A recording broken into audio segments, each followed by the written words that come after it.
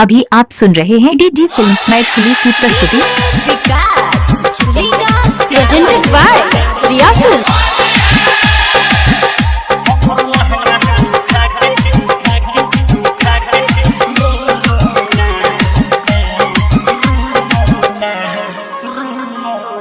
DD film Maithili जो बना का रंग तारो हमर लहंगा ठाके रंगना लहंगा ठाके रंगना जो बना का रंग तारो presented by DD film Maithili रंगना लहंगा ठाके रंगना काहेला जाता भी तू आव हमारा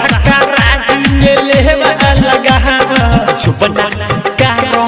तारो हमर लहंगा ठाके रंगना लहंगा ठाके। अभी आप सुन रहे हैं डीडी फिल्म मैथिली की प्रस्तुति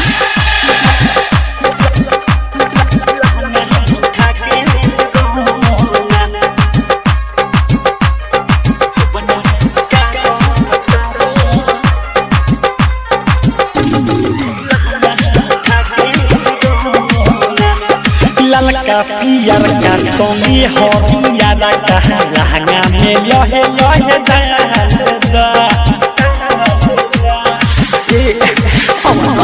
ललका पियर का सोनी हरियर का लहंगा में लहे लहे डालदा हमारा जवानी के रंग से देवर गोकर गोकर तू चाहदा चुपना presented by DD film Maithili हमर लहंगा ठाके रंगना लहंगा ठाके रंगना ई चुपना का रंग तारो हमर लहंगा ठाके रंगना लहंगा ठाके रंगना।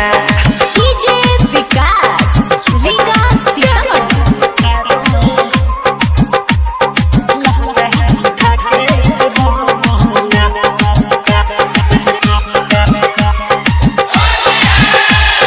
राइटरो थानी बारे लचप हो करम का से कुछ ना दिराता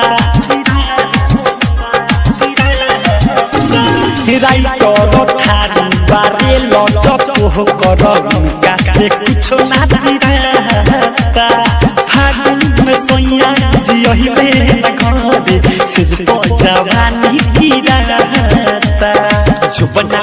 का रंग तारो हमर लहंगा। अभी आप सुन रहे हैं डीडी फिल्म मैथिली की प्रस्तुति।